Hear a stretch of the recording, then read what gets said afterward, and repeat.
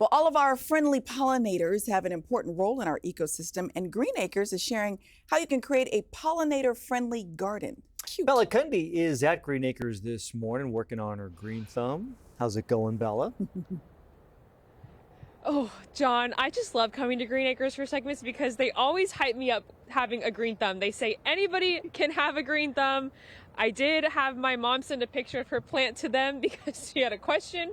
So Austin was always so helpful. So Austin, once again, it's great to see you again. It's good to see you, Bella. Good morning and hello, everyone. We're celebrating National Pollinator Week.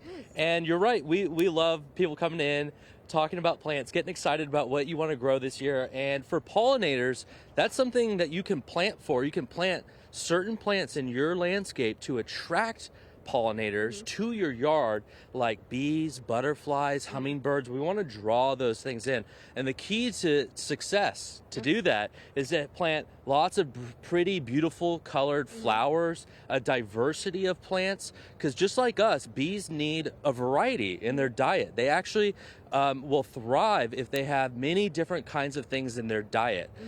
So something like this right here is a magnet for bees. This right here is going to bring them in.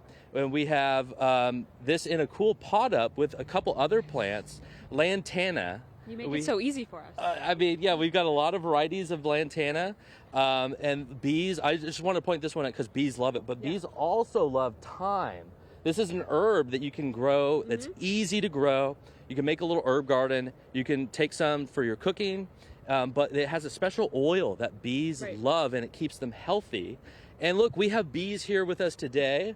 I want to hand it over here to our good friend Carol, who's a local beekeeper who brought in some of her bees to show us. I love it. And yeah, Carol's right over here. All right, Austin, I'll just give you the mic. What do you think? I mean, you're just running the show. I love to see it. Carol, our fabulous beekeeper, who I have to say, she drove here. She parked next to me and Scott, opened her car door, and just casually had this in the front seat. And Scott and I were both like, oh my God! That was so funny. So Carol, good morning. Thank you for being here. Oh, I love it. Thank you so much for having me. So tell us what we're looking at here. Okay, so this is a demo hive, and here I've got two frames of bees.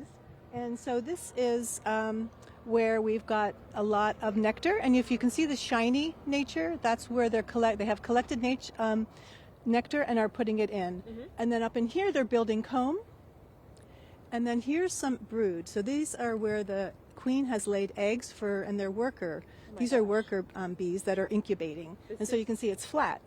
This is so much fun to just watch. I love it. So we're talking about Pollinator Week. So tell me the importance that these guys have in our gardens. Yeah, it's essential that you don't have to be a beekeeper to actually take care of bees. You can actually just plant some great, a variety of plants. And this is all throughout the year because even though, bees do hibernate a little bit in the wintertime, our climate has been a little bit warmer in the winter. So actually they do come out on sunny days. So having trees and plants that bloom all year round are great. And so what I have in here, this is an example of honey.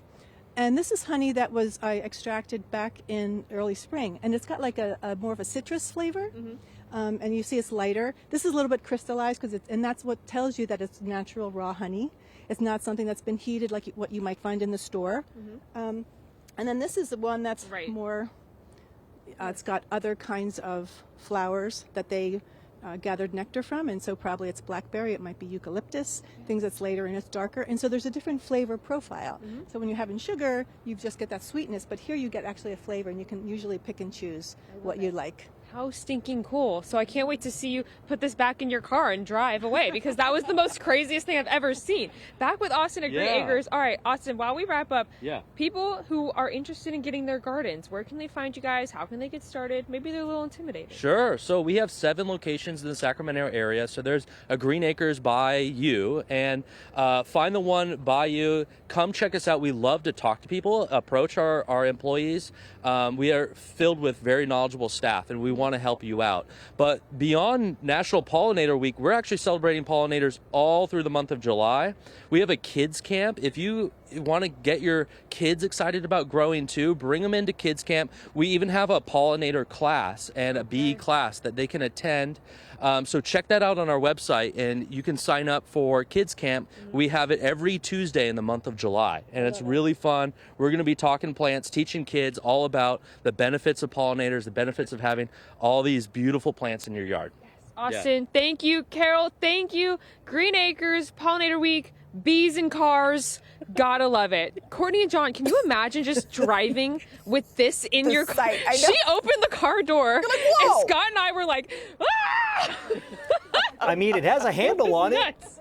It's portable. It is portable. Yeah. And she's like, I closed this for you guys. And I was like, oh, so was this thanks. open in the car?